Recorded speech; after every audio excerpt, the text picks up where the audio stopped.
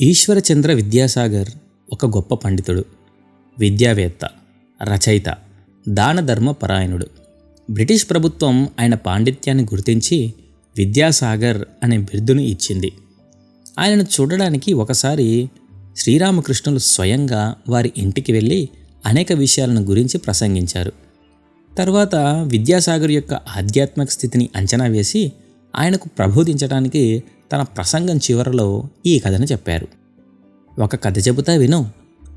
కట్టెలు కొట్టి జీవించేవాడు కూడా ఉన్నాడు. వాడు ఒకసారి అడవిలో కట్టెలు కొడుతున్నాడు. అప్పుడు అతడికి ఒక సాధువు కనిపించి, నాయనా మరికొంత ముందుకు పో అని సలహా ఇచ్చి తన దారిన తాను వెళ్ళిపోయాడు. పని ముగించుకొని కట్టెలు కొట్టేవాడు ఇల్లు చేరాడు. కానీ సాధువు చెప్పిన మాట వాడి మనసులో ఇంకా మెదులుతూనే ఉంది. ఆ సాధువు నన్ను ఎందుకు ముందుకు పొమ్మన్నాడు అని ఆలోచించాడు. ఇలా కొన్ని రోజులు గడిచిపోయాయి. ఒకరోజు వాడికి ఆ సాధువు చెప్పిన మాట మళ్ళీ జ్ఞప్తికి వచ్చి, ఈరోజు అడవిలో ఇంకాస్త ముందుకు పోవాలి అని నిర్ణయించుకున్నాడు. ఆ నిర్ణయం ప్రకారం వాడు అడవిలో ఇంకా దూరం వెళ్ళేసరికి లెక్కలేనన్ని మంచి గంధపు చెట్లు కనిపించాయి. తన అదృష్టానికి వాడు సంతోషపడి బండ్లతో మంచి గంధపు చెక్క తెచ్చి బజారులో అమ్మి చాలా భాగ్యవంతుడైనాడు. కాలం గడుస్తూనే ఉంది. మళ్ళీ కొన్ని రోజులకు వాడికి సాధువు తనను మరింత ముందుకు పొమ్మన్న సంగతి జ్ఞాపకానికి వచ్చింది. ఈసారి వాడు అడవిలో మరింత దూరం వెళ్ళాడు. అతడికి అక్కడ ఒక నది, దాని దగ్గర ఒక వెండి గని కనిపించాయి. వాడు ఇలా జరుగుతుందని కలలో కూడా ఊహించలేదు. తన అదృష్టాన్ని మెచ్చుకుంటూ గనిలో నుండి వెండిని బయటికి తీసి బజార్లో విక్రయించాడు. దానివల్ల తన దగ్గర ఎంత సంపద ఉన్నదో కూడా గుర్తించలేనంత ధనవంతుడైనాడు. ఇలా మరికొంతకాలం గడిచింది. ఒకరోజు మళ్ళీ వాడు ఇలా ఆలోచించాడు, ఆ సాధువు నాకు అక్కడ వెండిగని ఉంది పో అని చెప్పలేదు కదా, ముందుకు సాగిపోమ్మని మాత్రమే చెప్పాడు. ఈసారి ఇంకా ముందుకు పోయి చూస్తాను. ఇలా అనుకుని ఈ మారు వాడు నదిని దాటి ఆవలిగట్టుకు చేరుకున్నాడు. అక్కడ వాడికి ఒక బంగారు గని కనిపించింది.